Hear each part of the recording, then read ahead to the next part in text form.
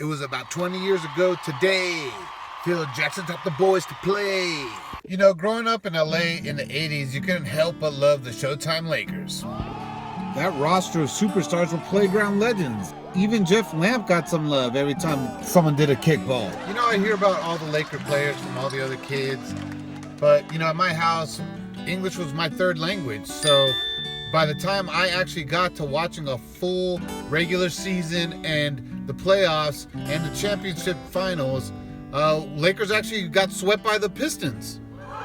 Those 90s Lakers teams with Cedric Sabalas, Adele Three, Vlade Divac, man, they're in my heart, but they never won anything. It wasn't until the 99-2000 series when we had both Kobe and Shaq that we finally made good on getting a championship. And we got 3 in a row.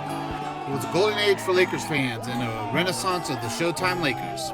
Then we lost, and wasn't good, but we made it back to the finals a year later. Had Karl Malone and Gary Payton on the team. Then we lost to the Pistons again. Yeah, it was a pretty bad loss, but I figured we'd be in the finals in no time at all. Then the unexpected happened. Kobe and Shaq broke up.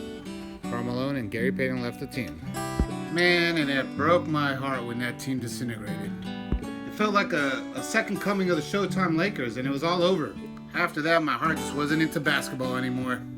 So my time as a Lakers fan started with a loss to the Pistons, and it ended with a loss to the Pistons, so it seemed symmetrical. So it seemed like a good time to just call it quits, just stop with basketball and move on to other things in life. Quick shout out to Hyro and his cousin Bert, rest in peace. Thank you for trying to bring me back to basketball around that time. You know, I wasn't ready to heal, but I appreciate the efforts, brothers. I want to do another quick shout out to Danny Goldstein. Thank you for inviting me over to watch those Lob City Clippers games. And that's why, although I'll never call myself a Clippers fan, I'll never hate on them. Thanks, Danny. And that was the beginning of a lot of dark times for me. You know, I stopped following basketball, one of the things I've loved since I was a kid. Stopped playing and stopped exercising as much. So it was a dark time, not just because I was depressed, but also because there's a lot of things I didn't know. For example, I didn't know Karl Malone was a dirty dog and was trying to do the thing with Kobe's wife. I didn't know Shaq refused to do surgery during the offseason and therefore had to miss the beginning of the regular season. Yeah, around that time into my life, I was figuring out that there was a lot of things I didn't know.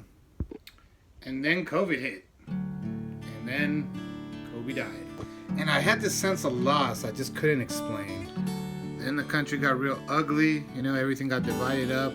You know, from politics, Democrats, Republicans, religious, non-religious. And it was just really not a good time. It wasn't really fun. Everyone was just at each other's throats. Even in the sports community, it was just a lot of negativity and trolling and just bad times.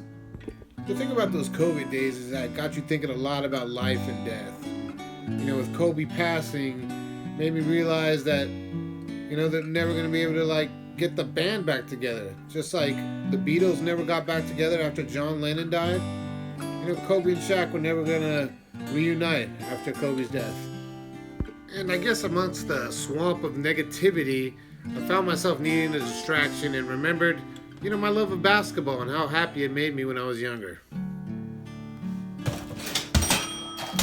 So after 20 years in the wilderness, my brothers, I tried to give the NBA another try.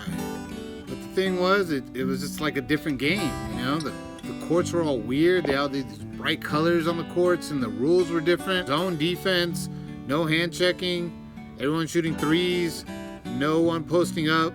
You know, and then I would go online and talk about how the game used to be better back in the 90s, back in my day.